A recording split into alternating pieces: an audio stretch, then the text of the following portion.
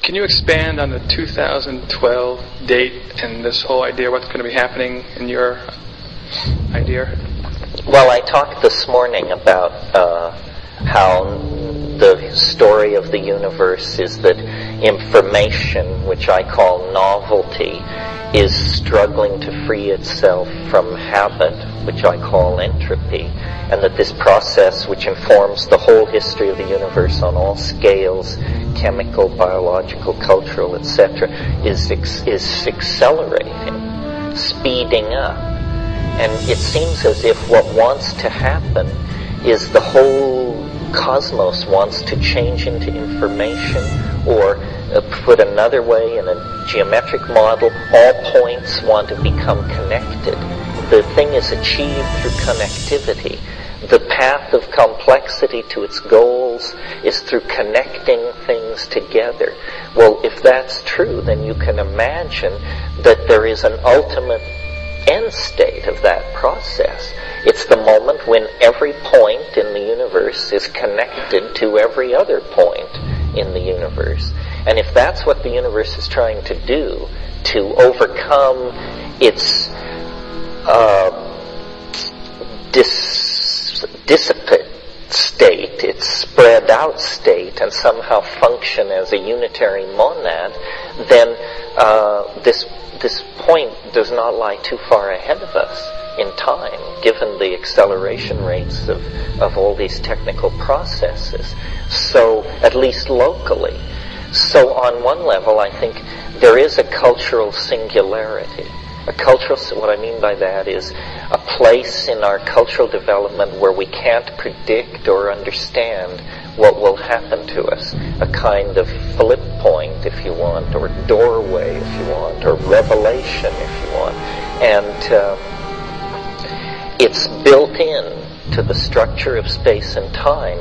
It's that novelty in its emergence is now operating at such a fine scale that it's actually reflected in the lives of individual people. The human adventure has become the cutting edge of cosmic destiny. But it won't always be so. It will actually move through the human domain and into smaller and more rapid and compressed domains of concrescence, and probably in our lifetimes. And what will this mean, or what will it look like? It seems to me it's just not possible to say, because we're too far away from it. Even though it's only 14 years in the future, if it's in 2012, those 14 years are going to be so mutational, so transformational, that right now in time we can't see around the corner. We're summoning strange helpers to our aid. The machines that we had such confidence in controlling are actually a kind of intellect of some sort that is alive and with us in the historical continuum and evolving at a far faster rate than we are. And what all this leads to and how it works is very, very difficult to predict. And I'm not a paranoid. I think it's very difficult to predict. I think we wished for transformation. Western civilization built it into its cultural agenda. Science delivered far more than we ever dreamed in terms of understanding of matter and energy and space and time. And now, under the aegis of market capitalism, where everything is in a state of furious competition, somebody is going to put something together that is just going to completely redefine and rewrite the nature of reality itself.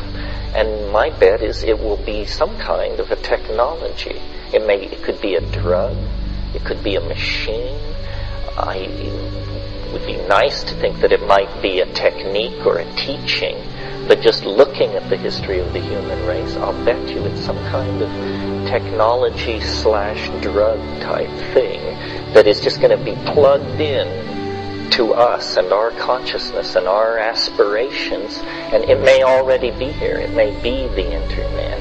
It may be nanotechnology. It may be biotechnology and cloning and quantum teleportation and virtual reality and all the rest of this. I mean, we are just at the brink of taking these various pieces of the God-magician puzzle and putting them together and figuring out, well, what can you do? What do you do if you can do anything? I mean, that's really the question at the end of history. Once you have overcome all limitation, what is the human agenda? Yeah. Do you believe then that this is something that we're observing, or we actually play a part in its development? So what is the purpose of these hallucinogenic experiences? Is it to get information so we can influence the outcome, or are we just watching? No, I think we're more than watching. I think we spin it. We're the spin doctors of the thing. In other words, if there is a prophecy which must be fulfilled, it's a kind of general prophecy, something like, and man shall become dirigible in the last decades or the first decade of the third millennium. It's general. In other words, what does that mean? Man becomes dirigible. We turn into airships. We become oblate spheroids. We what? What does it mean? Well, that's open to human definition through specific acts of creation.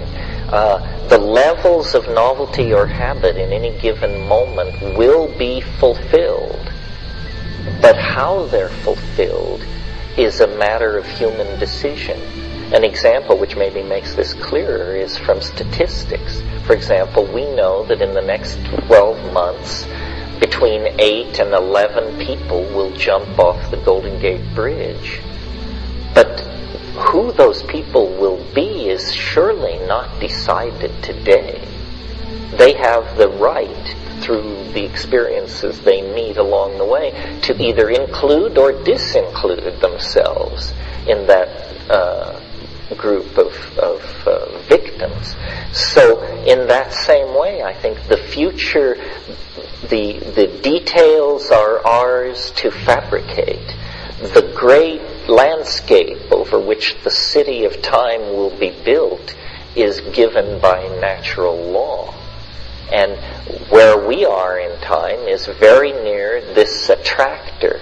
And then people sometimes object to this and say, well, don't you think it's a weird coincidence that we happen to be so near the attractor when presumably it could have been throughout time? Well, no, I don't think it's weird. I think the strangeness of our condition signifies the nearness of the attractor. That the reason our world is so accelerated, the reason all effects are being smeared toward Omega, is because of the nearby presence of this cultural black hole, this singularity of technology and biological intent that is feeding backwards into time these apocalyptic images.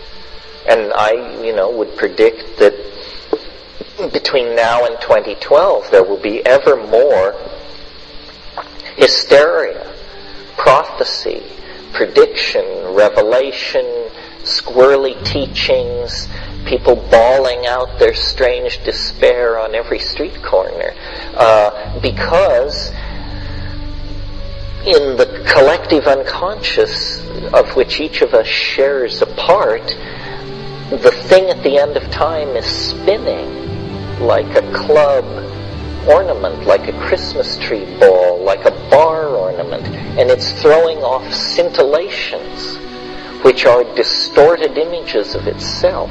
The transcendental object at the end of time infects the history that precedes it with the images of its approaching unfoldment. This is what I mean when I say history is the shockwave of eschatology.